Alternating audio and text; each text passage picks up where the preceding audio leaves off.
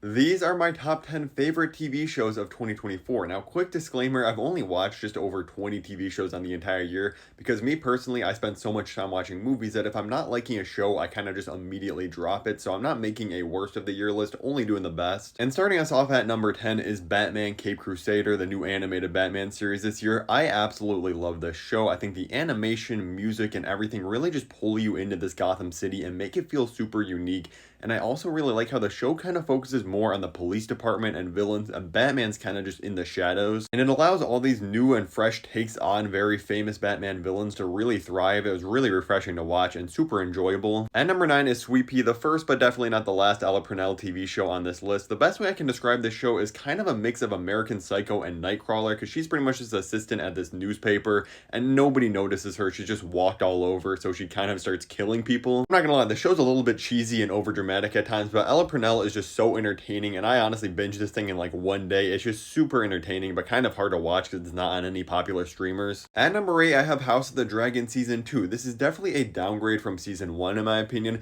and it's because you can definitely tell they're trying to just fill out this story and build up to the big war happening in Season 3 and 4. So I feel like a lot of people kind of felt cheated by this season, being like, oh, they were building up, and we never actually got the big climax this season, but there were still incredible episodes all throughout this season. And plus, I feel like a lot of the moments with characters we got in this season is really going to make the big moments in season 3 and 4 hit so much harder, so I'm not mad about it personally. At number 7 is The Boys Season 4. Now, this is another similar situation, definitely a downgrade from season 3, which was absolutely incredible, but still a really good season of TV on its own, and again, multiple perfect episodes. I really loved all the stuff with Homelander this season. Anthony Starr is just as incredible as ever. This is probably some of the best Homelander that we've ever gotten in the entire series. And outside of a few moments I felt like they went way too far for just shock value, like some of the stuff that happens to Huey later on, I think this overall was a very great season. At number 6 is Fallout, one of the biggest surprises of the year for me. I absolutely adored this. I think it's super funny. It kind of has a very similar style of humor to The Boys,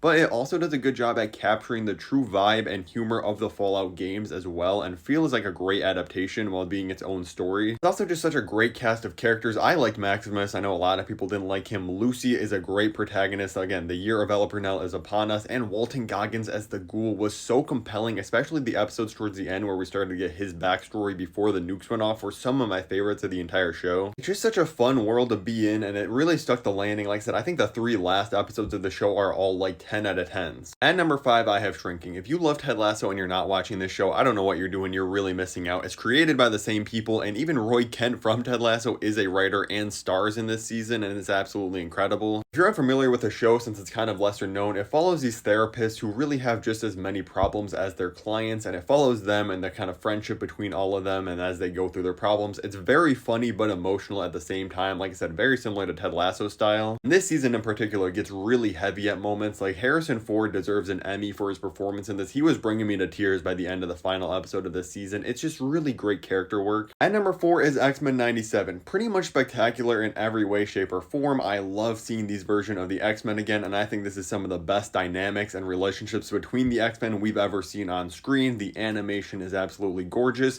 in multiple peak episodes. Like, Remember It will probably be one of the best episodes of the entire year if I really narrow that down. I really love all these top 5. Honestly, any of them could be between 2 and 5. It's pretty interchangeable. I just felt like there was about 2 episodes of this show that were kind of meh, that holds it out of being in the top 3 personally, but otherwise incredible. Plus, we got Goblin Queen. No further explanation needed. At number 3, I have Shogun. This feels like so long ago, but yeah, it was in this year. This has been a super long year, but this is one of the best productions I've seen in a long time. Just the quality of the writing, set, and costume designs was off the charts. If you don't know, it takes place in the 1600s in Japan, and we are just following all sorts of plots, schemes, wars brewing, betrayal. In the last decade since Game of Thrones has started, we've seen so many shows try to be clones of it and adapting so many different fantasy and epic stories, trying to be the next Game of Thrones, and I feel like this is honestly the closest we've gotten because it's doing its very own unique thing. It's not trying to be a clone, it's being very true to the source material. But why this really reminds me of Game of Thrones is it knows that the big battles and big epic moments need to be there, but the main core of the show is all the drama and tension in between all these different relationships in the show. At number 2, I have Arcane Season 2. The first 7 episodes of this were absolutely amazing, and I was ready for this to be my number 1 of the year. Sadly, I think the final 2 episodes, while good on their own as episodes or a season finale,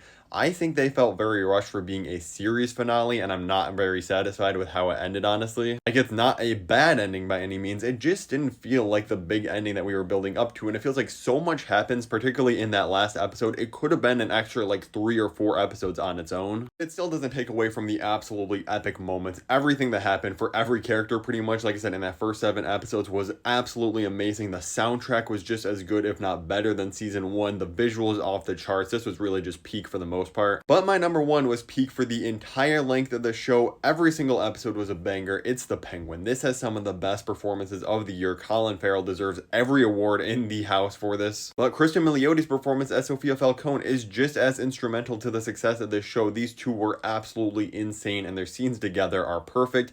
This was so dramatic and had me on the edge of my seat every single episode, and the ending, while being absolutely depressing, was perfect. Thank God we had this to hold us over, because now we gotta wait till 2027 for the Batman Part 2. That's absolutely insane. It's been an absolutely loaded year for TV, like I said, so let me know your ranking of your top 5 or 10 favorites in the comments below, and make sure to click below to watch my top 10 best and worst movie rankings of the year.